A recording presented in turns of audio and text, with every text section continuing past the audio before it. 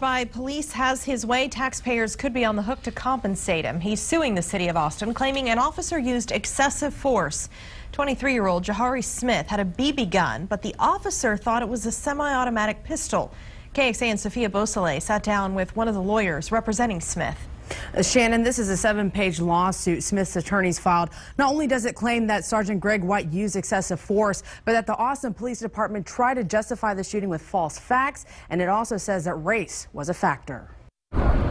I think that the officers in Austin have a culture of having an itchy trigger finger. Attorney Scott Medlock says there's no justification as to why an officer shot Jahari Smith in the face and shoulder. If he were to have pointed the gun at the officers, that might be a completely different story, but he didn't. In March, Austin police responded to this apartment complex in Northeast Austin. APD says Smith had a weapon in his hand and refused to put it down, so Sergeant Greg White shot Smith. The lawsuit claims that's not true and that the officer used excessive force. Mr. Smith did exactly what he should have done.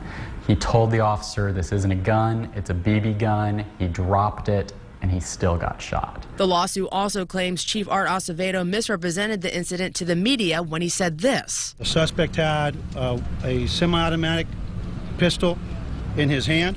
Chief Acevedo came out a couple days later saying even though it looked real, Smith actually had a BB gun, but the chief still defended Sergeant White's actions. The chief should have taken that time to talk to somebody who was there and know what the truth is before he goes and tells the city of Austin, the cities and the other citizens here, a lie. The lawsuit also claims Austin police shoot minority suspects like Smith at an alarmingly disproportionate rate. We asked APD to comment on this lawsuit, and it says it will not respond to pending lawsuits. Reporting from Austin, Sophia Beausoleil, KXAN News.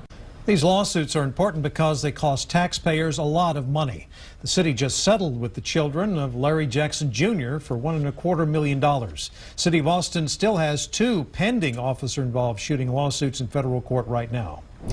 The Edwards law firm, which represents Smith, has a mixed record with these kinds of cases. They represented the family of Kevin Brown after an officer shot him back in 2007. The city settled for $1 million. But a few years earlier, the firm lost a suit on behalf of Sophia King's family.